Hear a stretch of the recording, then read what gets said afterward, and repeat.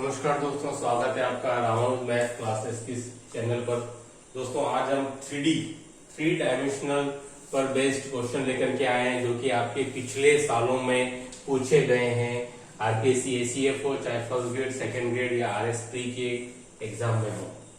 देखिए दोस्तों, ये जो क्वेश्चन मैंने लिया है ये आपके आरपीएससी एसीएफ 2011 का क्वेश्चन है, ऑप्शनल का। और उसके अलावा साथ ये क्वेश्चन आपके 2014 आरपीएससी सेकंड ग्रेड में भी पूछा गया है। 2 बार ये क्वेश्चन पूछा जा चुका है।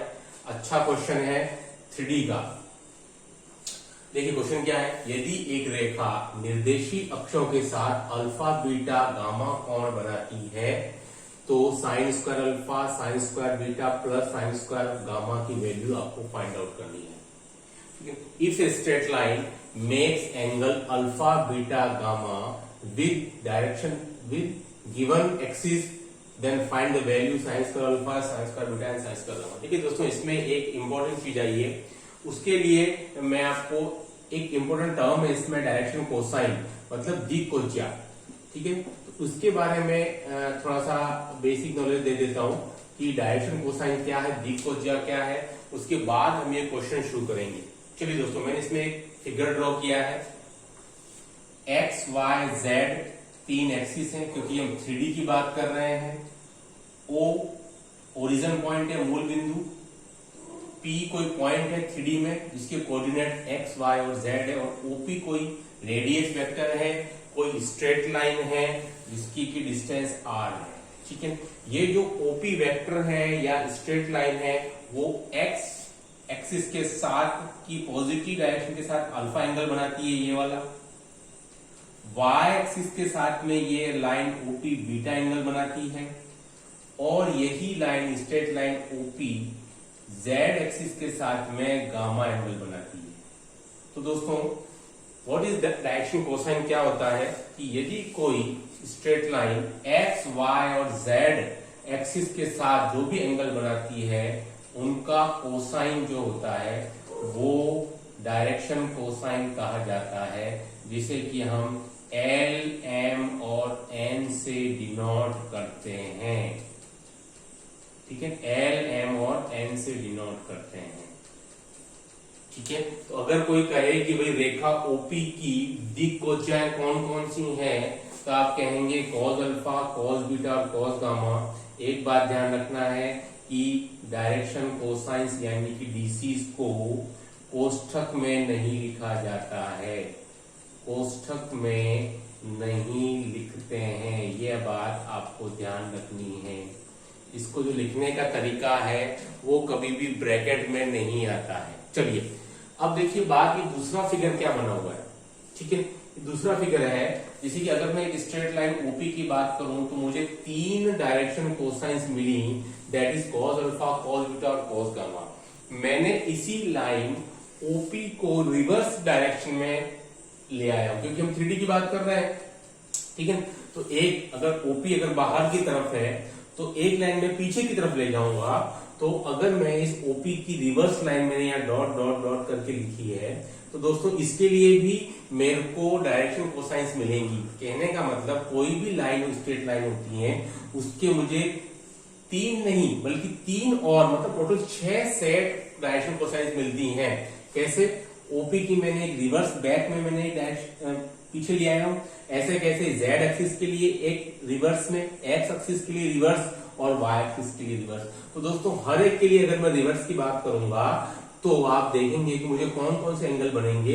अल्फा एंगल के लिए बात करूंगा तो दोस्तों मुझे इसका सप्लीमेंट्री एंगल क्या बनेगा, pi minus alpha. Beta angle की बात करूंगा तो मुझे इसका सप्लीमेंट्री एंगल क्या बनेगा, pi minus beta. Gamma angle की बात करूंगा तो दोस्तों मुझे इसका सप्लीमेंट्री एंगल क्या मिलेगा, पाई माइनस गामा। क्योंकि गामा कितना था आपका, यहां से यहां तक मैंने इसका रिवर्स नीचे की तरफ ले आया और इसी से अगर आप बनाओगे तो पाई माइनस गामा। मतलब ये पूरा कितना है आपका पाई, ये अगर गामा है तो नीचे वाला कितना हो जाएगा, पाई माइनस गामा। ठीक है दोस्तों, तो आप ये बोल सकते हैं कि तो इस स्थिति में मुझे 3 सेट और मिलेंगे किसके, डायरेक्शन कोसाइन के। दैट इज ये मतलब minus cos alpha, minus cos beta and minus cos gamma. ये वाले माइनस एल, माइनस एम और माइनस माइनस का n। तो आप क्या बोल सकते हो कि किसी भी स्ट्रेट लाइन लाइक ओबी के लिए मुझे 3 नहीं बल्कि 6 एल एम एन और माइनस एल माइनस एम और माइनस टोटल मुझे 6 सेट डायरेक्शन कोसाइंस मिलते हैं। ठीक है, आई होप कि आपको ये इंफॉर्मेशन समझ में आई होगी। वीडियो को लास्ट तक देखिए, स्किप ना करें। Do like share and subscribe our channel. ठीक है, तो आज के बाद ध्यान रखना, किसी भी स्ट्रेट लाइन ओपी के लिए 3 और 3 टोटल 6 सेट मुझे डायरेक्शन कोसाइन के मिलते हैं। चलिए अब देखिए, क्वेश्चन जो है वो डायरेक्शन कोसाइन के रिलेशन पर बेस्ड है। तो एक रिलेशन में यहां लिख देता हूं कि इनमें आपस में क्या रिलेशन होता है। रिलेशन होता है दैट इज की cos square alpha cos square beta plus cos square gamma की वैल्यू आती है 1। मतलब L square plus M square plus N square का जो सम होता है दोस्तों वो आता है 1। तो हम यहाँ इस आइडेंटिटी का यूज करके और इस क्वेश्चन को सोल्व करेंगे। चलिए, क्वेश्चन हमारे पास में क्या था, solution according to given question हमें दिया हुआ था कि आपको वैल्यू फाइंड आउट करनी है sine square alpha sine square beta plus sine square gamma.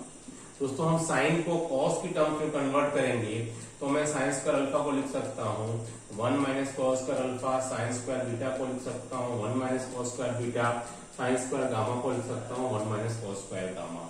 ठीक है दोस्तों, अब आप देख लीजिए कि मुझे यहाँ से 1 1 और 1 मैं तीनों की वैल्यू 3 लिख सकता हूँ और यहाँ मैं अगर कॉमन निकाल दूं तो मुझे मिलेगा cos square alpha cos square beta and that is cos square gamma.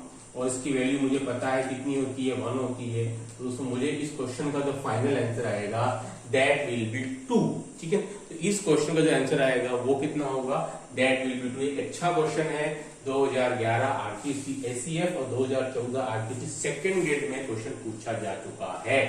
चलिए दोस्तों, इसी से मिलता जुलता एक दूसरा क्वेश्चन एक हम और ले लेते हैं जो कई बार पूछा गया है वो भी। ठीक है, लैंग्वेज यही रहेगी, यदि एक रेखा निर्देशीय अक्षों के साथ अल्फा बीटा गामा कोण बनाती है तो cos 2 alpha cos 2 beta plus cos 2 gamma की वैल्यू पूछ सकता है वो। ठीक है, तो दोस्तों ऐसी स्थिति में हम इसके लिए क्या करेंगे, तो वही हम इसी आइडेंटिटी का यूज करेंगे, cos square alpha cos square beta plus cos square gamma की वैल्यू 1 होती है। तो मैं cos 2 अल्फा cos 2 बीटा और cos 2 गामा को इस फॉर्म में कन्वर्ट करना चाहूंगा। ठीक है, cos 2 अल्फा का फॉर्मूला आप जानते हैं क्या होता है, हम जानते हैं cos स्क्वायर अल्फा को मैं क्या लिख सकता हूँ 1 प्लस cos 2 अल्फा अपॉन 2। हम यहां से स्टार्ट किया इसमें कि cos स्क्वायर अल्फा को मैं लिख सकता हूँ 1 plus cos 2 alpha upon 2 plus cos square beta को मैं लिख सकता हूँ 1 plus cos 2 beta upon 2 plus cos square gamma को दोस्तों मैं लिख सकता हूँ 1 plus cos 2 gamma upon 2 equal to 1।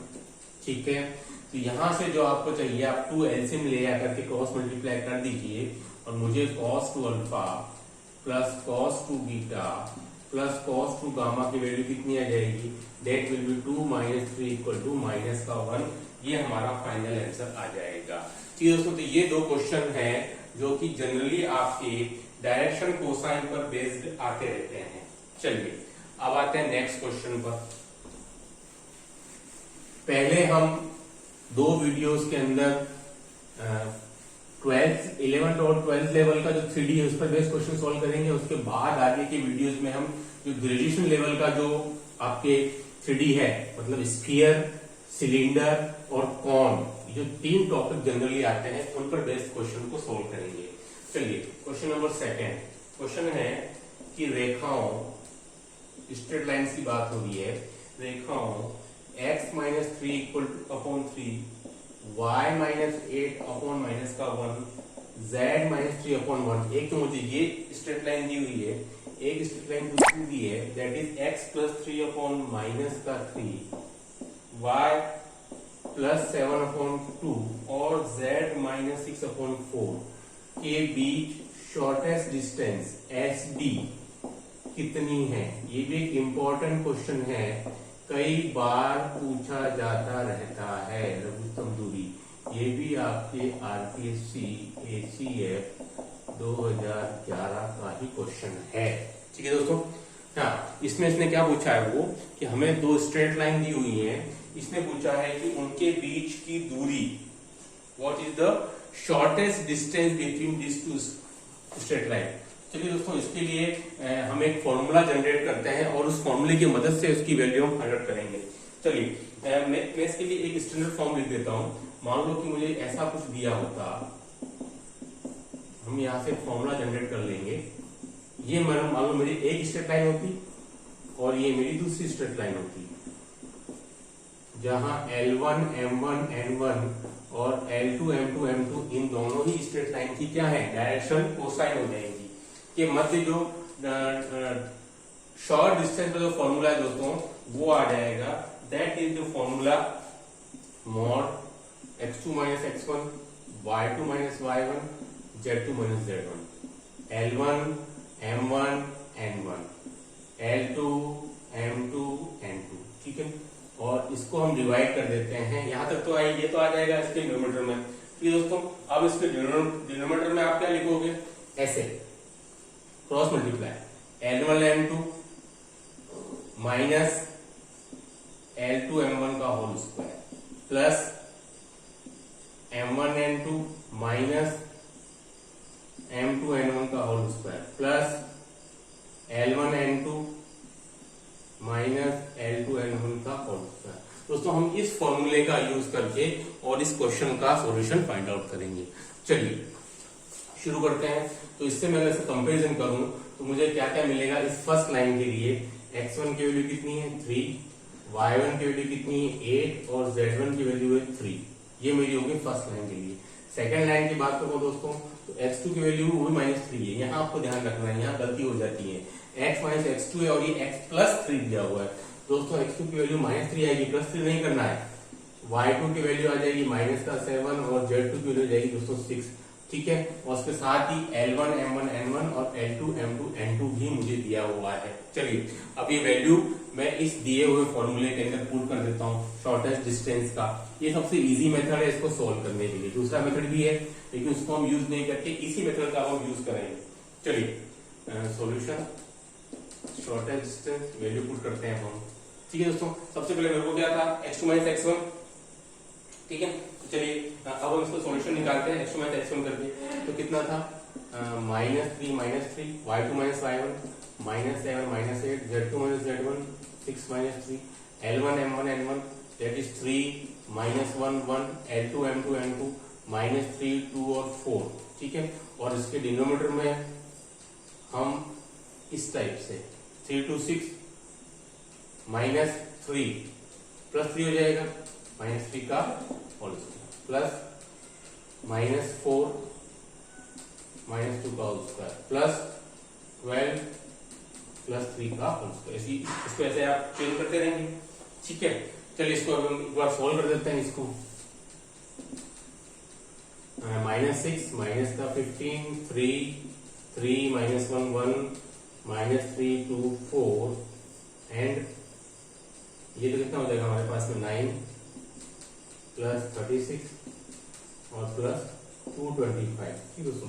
हाँ, अब ये इसको आप आराम से सोल्व कर सकते हैं, कोई इतनी खास बात नहीं। इसका जो फाइनल आंसर आएगा मैं इसी हिसाब से इसका लिख देता हूँ, दैट इज 3√33। ये इंपॉर्टेंट क्वेश्चन है, तो ऐसा क्वेश्चन अक्सर का जनरली एग्जाम में आता रहता है। चलिए अब हम बात करते हैं आज के इस तीसरे क्वेश्चन के ऊपर दोस्तों, वो भी एक इंपॉर्टेंट क्वेश्चन है। चलिए क्वेश्चन नंबर 3 जो कि आपके आरपीएससी एसीएफ में आ चुका है। तो तीनों ही क्वेश्चन, जो तीसरा क्वेश्चन जो हम आज बताएंगे वो भी इंपॉर्टेंट क्वेश्चन है, एसीएफ में एक बार आ चुका है। चलिए क्वेश्चन नंबर 3 है कि मेरे को लाइन दी हुई है x equal to P Y plus Q, z equal to R Y plus S, ठीक है। एक तो ये लाइन है, दूसरी है x equal to A Y plus B, z equal to C Y plus D. ये दोनों ही लाइनें परस्पर कैसी हैं, लंबवत हैं, परपेंडिकुलर है, परस्पर लंबवत हैं। तो आपको इनकी कंडीशन फाइंड आउट करनी है, ठीक है दोस्तों। दोनों लाइनें मुझे परस्पर लंबवत दी हुई हैं, तो आपको इसकी कंडीशन फाइंड आउट करनी है। दोस्तों कंडीशन, ये क्वेश्चन आपके 2014 फर्स्ट ग्रेड में भी पूछा जा चुका है एक बार, ACF 2011 का तो है ही, इसके अलावा फर्स्ट ग्रेड 2014 में पूछा जा चुका है। उसके जो टर्म्स थे थोड़े से चेंज कर दिए थे, यहाँ py प्लस क्यू वहां पर ay प्लस बी ऐसा कुछ था। तो सबसे पहले इस इक्वेशन को दोस्तों मैं जमाता हूँ, x minus Q upon P equal to Y upon 1 equal to मैं लिख सकता हूँ z minus S upon R, equation number 1। इस इक्वेशन को मुझे इस रूप में जमाना है, कैसा, ये x minus x1 upon L, y minus y1 upon n1 और z माइनस z1 अपॉन, इस फॉर्म में जो स्टैंडर्ड फॉर्म है स्ट्रेट लाइन का, उस फॉर्म में मुझे इसको जमाना है। तो मैंने q को इधर शिफ्ट किया, p को नीचे लिया, इक्वल टू y, इधर भी मैं y के इक्वल लिया z minus S upon R, ये भी y के इक्वल, दोनों y के इक्वल ऐसा लिख दूंगा। ऐसे कैसे इस इक्वेशन को भी मैं लिख पाऊंगा, that is x minus B upon a equal to Y upon 1 equal to z minus D upon C, equation number 2। ठीक है, अब मुझे मेरे पास में अगर दो स्ट्रेट लाइन परपेंडिकुलर होती हैं ईच अदर, तो उसके लिए क्या कंडीशन है, दैट इज कंडीशन है L1 L2 plus M1 M2 plus N1 N2 equal to 0, ये लंबवत होने की कंडीशन है। ठीक है, इसका हम यूज करेंगे। तो चलिए, ये दोनों इक्वेशन नंबर 1 और इक्वेशन नंबर 2 परस्पर लंबवत हैं, है ना, दोनों both are perpendicular to each other, तो उसके जो डायरेक्शन कोसाइंस होते हैं उन दोनों का मल्टीप्लाई, मतलब AP plus 1.1 plus RC equal to कितना हो जाएगा 0, तो मेरा आंसर आ जाएगा AP plus CR equal to -1। ठीक दोस्तों, तो ये भी एक इम्पोर्टेंट क्वेश्चन जो जनरली एग्जाम में पूछा जाता रहता है। ठीक है, आई होप कि आपको आज का वीडियो पसंद आया होगा। Do like share and subscribe और चैनल, क्योंकि हमारा एकमात्र चैनल है जो कि आपके RPSC एस्पिरेंट्स के लिए है। आगे भी इस प्रकार के वीडियोस हम डालते रहेंगे। Okay, thanks.